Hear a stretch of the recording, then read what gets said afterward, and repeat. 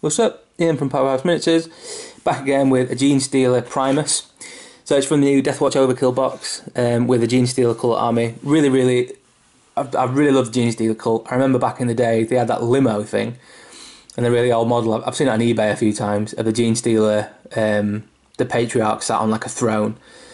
Really cool, and it's a good idea as well because I think some of the Imperial Guard and that would have definitely been tainted by the Tyranids, and they seem viral in that way, like the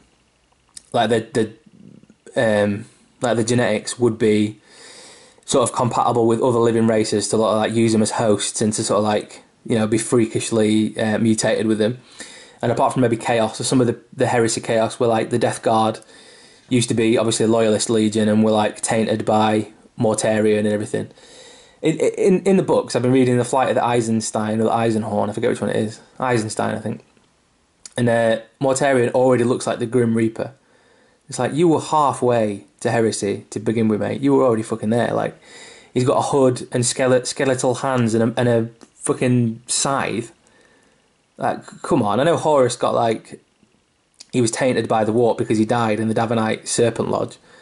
And then he was tainted to come back to life in the first place. But Mortarion, he was halfway there. He had a foot into Heresy before anybody else. Like, why was that not a red flag?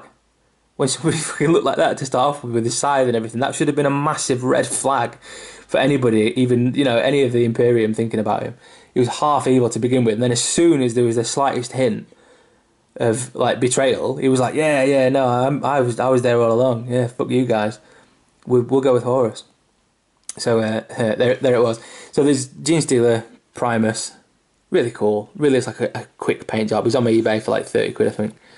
So pick him up on there. Again, the model costs like 6 quid or something. So it took me 3 or 4 hours. So I make less than minimum wage painting him. Really quick. Just hopefully you can see that in the new HD camera. I've got some smooth blending done on the cape.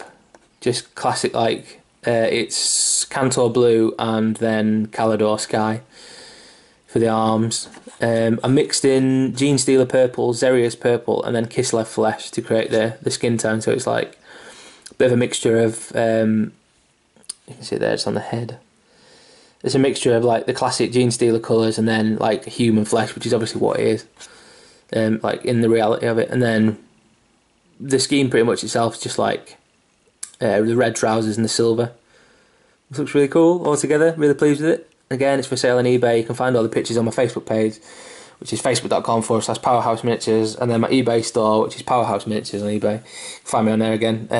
If you just bang me into Google, you'll see everything.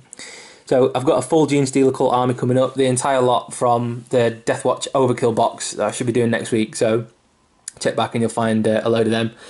I've done a Patriarch, which I'll have a video of up shortly, and then I've done some of the Brothers Aberrant, the 4 mutated dudes from in there, so there'll be a video of them coming up soon as well. But yeah, really cool. Like some of the old models, it's a throwback to some of the older gamers, which I think was lacking a little bit from Games Workshop sort of business strategies, was not really looking after the older gamers, really pandering to some of the newer guys or the younger guys, trying to get people into the hobby, start collecting boxes, all the rest of it.